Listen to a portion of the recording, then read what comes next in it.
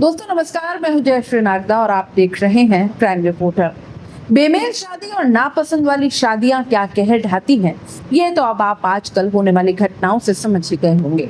दोस्तों वक्त बदला है, सोच बदली है और अब जरूरत है खुली सोच से फैसला लेने की। शादी जैसे अहम रिश्ते में अब दबाव डालने की बजाय सब कुछ देख समझ कर दोनों की पसंद का ख्याल रखते हुए रिश्ते तय किए जाएं तो शायद रिश्तों की गणित भी सुधरेगी और साथ ही साथ इस तरह की भयानक घटनाओं में भी कहीं ना कहीं फर्क आएगा। इस बात को ही उजागर करती है आज की कहानी है राजस्थान के सहदेव और करिश्मा की। राजस्थान के नागौर के सहदेव की साल 2019 के अप्रैल महीने में सहदेव की कुशिया गांव के रहने वाली लड़की से शादी हुई। अब यह शादी सामाजिक रीति रिवाजों से तो हुई थी, लेकिन इसमें रजामंदी शायद सहदेव से ली नहीं गई या उसे पसंद नहीं था, या ये रिश्ता और परिवार के दबाव में उसने शादी कर तो ली, लेकिन मामला को जम नहीं पाया। दोनों के बीच दूरियां बनी रही और शादी के महज थोड़े दिन बाद से ही सहदेव और उसकी पत्नी में मनमुटाव शुरू हो गया। जब हालात ज्यादा बिगड़ते चले गए तो सहदेव ने अपनी पत्नी को छोड़ने की बात कही। जब कोई रास्ता नजर नहीं आया और रिश्ते में बढ़ते तनाव से तंग आने लगे तो उसकी पत्नी ने भी मौका देखा और उसे छोड़ने के बदले सहदेव से 21 लाख रुपए कैश, सहदेव की जमीन जायदाद का आधा हिस्सा और उसे लीगल डिवोर्स की डिग्री देने की शर्त लगा दी। सहदेव को उसकी ये शर्तें कतई मंजूर नहीं थी। सहदेव नहीं माना तो उसकी पत्नी ने अगला कदम उठाया और 8 मई 2024 को जायल पुलिस थाने में सहदेव और उसके परिजनों के खिलाफ नारी उत्पीड़न और दहेज प्रताड़ना का मामला दर्ज करवा दिया। वो इन सब कानूनी पचड़ों से तंग आ चुका था और अपनी पत्नी की शर्तें मानने के लिए मजबूर हो गया। आखिरकार 31 मई 2024 को सहदेव ने अपनी पत्नी के साथ एक लिखित एग्रीमेंट किया। इसके तहत उसने इस केस में राजीनामा करने के बदले उसे 9 लाख रुपए कैश दी। इतना ही नहीं, एग्रीमेंट के अनुसार पत्नी को लीगल तरीके से कोर्ट में डिवोर्स देने और उसे इसकी डिग्री दिलाने के बाद भी किया गया। सहदेव के परिजनों का कहना है कि पत्नी ने इस तरह की मांग इसलिए की ताकि वो तलाकशुदा के कोटे से सरकारी नौकरी हासिल कर सके। इसके अलावा पत्नी के सभी गहने और उसके पीहर से आया सारा सामान भी सहदेव और उसका परिवार द्वारा उसे लौटा दिया गया। अब साहब यहाँ तक सब कुछ राजी खुशी निपट गया। इसके कुछ दिन बाद ही सहदेव की जिंदगी में करिश्मा आई। सहदेव तरनाऊ के नर्सिंग कॉलेज में शिक्षक था।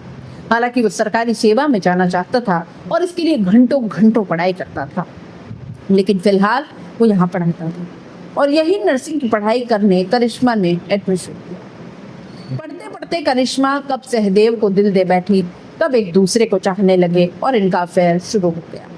करिश्मा धारणा गांव की रहने वाली थी, महज 11-12 साल की थी। तब माता पिता और परिवार वालों ने इसका बाल विवाह कर दिया। बड़ी होने पर जब इसे पता चला तो हंगामा मच गया, क्योंकि उसे ये बाल विवाह स्वीकार नहीं था। इस बीच पास के ही तरनाऊ गांव में नर्सिंग की पढ़ाई करने कॉलेज में पहुंची। वहां कॉलेज में पढ़ाने वाले टीचर सहदेव भाकर से पहली ही नजर में उसे प्यार हो गया। निगाहों से शुरू हुआ सिलसिला बातों और मुलाकातों से होते हुए आगे बढ़ा तो साथ जीवन बिताने की कस्में खाई। इधर करिश्मा के परिवार वाले उसके बालिग होने का बस इंतजार कर रहे थे ताकि वो मुकलावा की रस्म यानी कि बाल विवाह के बाद पहली बार ससुराल उसे भेज दे। करिश्मा इसके लिए तैयार नहीं थी। वो हर हाल में सहदेव के साथ ही रहना चाहती थी। साल 2024 में करिश्मा बालिग हो गई। इसके बाद सहदेव ने भी जायल कोर्ट में अपनी पत्नी चंदा से तलाक के लिए अर्जी पेश कर दी और इसके कुछ ही दिन बाद करिश्मा ने भी अपने परिवार वालों से सहदेव के साथ अपने रिश्ते का खुलासा कर दिया। परिवार वालों से उसने साफ कह दिया था कि मैं शादी करूंगी तो सिर्फ सहदेव से ही करूंगी। इससे परिवार वाले काफी नाराज हो गए। उन्होंने इसके लिए साफ इनकार कर दिया। अब करिश्मा मौका देखने लगी थी। प्यार परवान चढ़ चुका था। अब बात छोड़ने की नहीं थी, अब बात साथ रहने की थी। 9 महीने पहले अचानक मौका पाकर वो सहदेव के साथ अपने घर से भाग गए। दोनों ने जयपुर आकर अपने लिव इन रिलेशन के कागजात तैयार किए। 2-3 दिन गायब रहने के बाद दोनों ने पुलिस के सामने सरेंडर कर दिया। यहाँ पुलिस के सामने करिश्मा ने परिवार वालों की तरफ से मिली धमकियों के बारे में बताया और सहदेव के साथ ही रहने की इच्छा जाहिर की। साथ ही पुलिस प्रोटेक्शन की डिमांड भी कर दी। अब इस बात से परिवार वाले और ज्यादा नाराज हो गए। इस दौरान चाचा राम किशोर ने सहदेव और करिश्मा को जान से मारने की धमकी दी। बावजूद इसके पुलिस ने दोनों को प्रोटेक्शन नहीं दिया। सुरक्षा नहीं मिलने के कारण अब इन्हें हर समय सतर्क रहना पड़ता था। दोनों कहीं भी लोकल में बाहर नहीं जाते, बाहर निकलने से भी कतराने लगे थे। हाँ, कुछ दिनों के लिए दोनों जैसलमेर और मुंबई जरूर घूमने गए थे और फिर सहदेव और करिश्मा ने लिव इन रिलेशन के कागजात तैयार कर एक साथ रहना शुरू कर दिया। इसी तरह सहदेव की पत्नी ने भी जीवन में आगे बढ़ना ही उचित समझा, क्योंकि पीछे लौटने का कोई मतलब था भी नहीं, और उससे अलग होने के बाद 2 दिसंबर 2024 को अपनी ही बहन के देवर के साथ शादी कर ली। इधर सहदेव और करिश्मा ने 22 जनवरी 2025 को रातंगा गांव में ही अपने लिए नए मकान का निर्माण शुरू करवाया, जो कुछ ही दिन में बनकर तैयार होने वाला था। दोनों ने कोचिंग का ऑनलाइन कोर्स भी ले रखा था।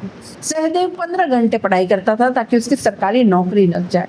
साल 2016 से 17 में सहदेव का 12वीं क्लास पास करने के बाद से ही नेवी में एओ पोस्ट पर सिलेक्शन हो गया, पर वो घर में इकलौता था और पहले से 2 चचेरे भाई आर्मी में पोस्टेड होने से उसने ये नौकरी ली।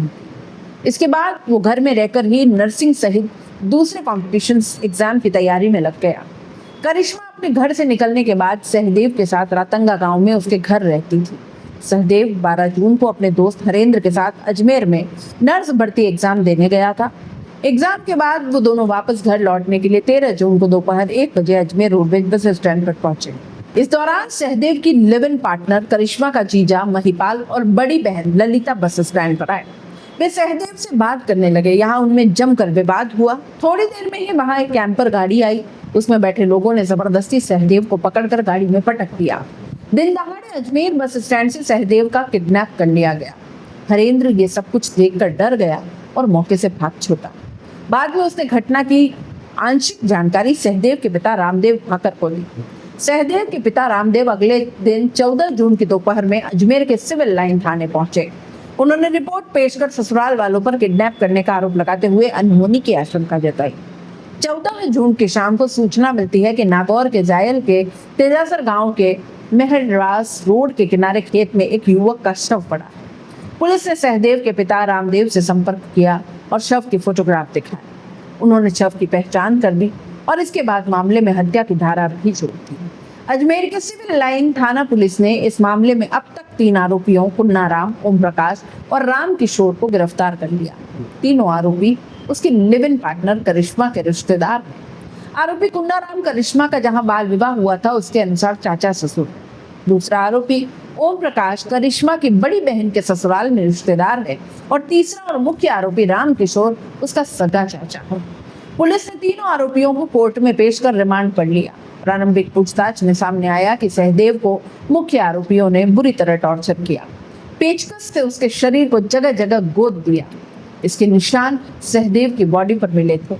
बाद में गला दबाकर उसे मौत के घाट उतारकर सुनसान जगह पर फेंक कर पटक कर चले गए। करिश्मा के परिवार वालों ने मर्डर करने के बाद कुन्नाराम और ओम प्रकाश को फोन करके जानकारी दी कि उन्होंने सहदेव का काम तमाम कर दिया। करिश्मा ये सदमा बर्दाश्त नहीं कर पा रही थी। वो सहदेव के घर में ही रुकी रही और इस सब के लिए अपने परिवार वालों को दोषी ठहराती रही। सहदेव की हत्या के बाद उसने सहदेव की पत्नी की ही तरह सभी शोक परंपराओं का निर्वहन किया। परिवार संभालने की कोशिश कर रहा था। किसी तरह करिश्मा को भी परिवार संभाल रहा था। उसके दर्द को समझ रहे थे, लेकिन करिश्मा के मन में सहदेव की जुदाई के चलते न जाने क्या चल रहा था। परिवार में हर कोई गमज़दा था, लेकिन करिश्मा जैसे हिम्मत हार चुकी थी। उसकी दुनिया सहदेव के बिना उजड़ चुकी थी। वो अकेले जीना नहीं चाहती थी और एक अपराध बोध भी उसको कहीं न कहीं था कि सहदेव की मौत उसके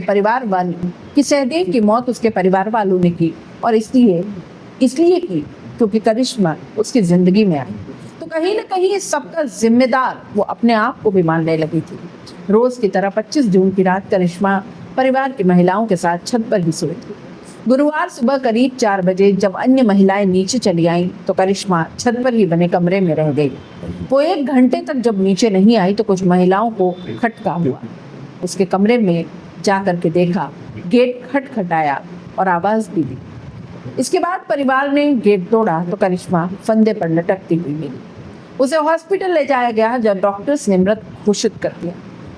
2 प्यार करने वाले प्रेमी जिन्होंने साथ जीने मरने की कस्में खाई थी, इस दुनिया से उन्होंने अपने मुताबिक जीने की बस एक मोहलत चाही थी। लेकिन झूठी शान को किसी की जिंदगी से ज्यादा महत्व देने वाले को ये रिश्ता मंजूर नहीं हुआ। करिश्मा के अपने ही लोगों ने पहले उसकी दुनिया को उजाड़ दिया और फिर उसे मजबूर कर दिया कि अब वो जिंदा लाश बनकर जिए, लेकिन करिश्मा ने अपनी जिंदगी खत्म कर दी। वो सहदेव के साथ जी तो नहीं पाई, लेकिन उसके साथ इस दुनिया को अलविदा जरूर कह गई और सवाल छोड़ गई, क्या वाकई इतना मुश्किल है अपनी पसंद के शख्स के साथ जीवन बिताने की ख्वाहिश रखना? जिसकी जिंदगी है उसे कोई हक नहीं कि अपना वो हमसफर चुन पाए। जिंदगी साथ बिताने का इतना बड़ा फैसला आखिर उन दो लोगों को क्यों नहीं लेने दिया जाता जिन्हें ये साथ निभाना है, वो भी ताउम्र? आप क्या सोचते हैं कि करिश्मा और सहदेव को जिंदगी नहीं जीने देनी चाहिए थी? क्या उसका गुनाह इतना बड़ा था कि उसकी जान ले ली जाती? क्राइम की कहानियां हम आप तक लाते हैं। आपको ये क्राइम की कहानियां कैसी लगती है? अपनी राय कमेंट बॉक्स में लिख भेजिएगा। जाते जाते चैनल को लाइक, शेयर और सब्सक्राइब जरूर कर दीजिएगा। नमस्कार।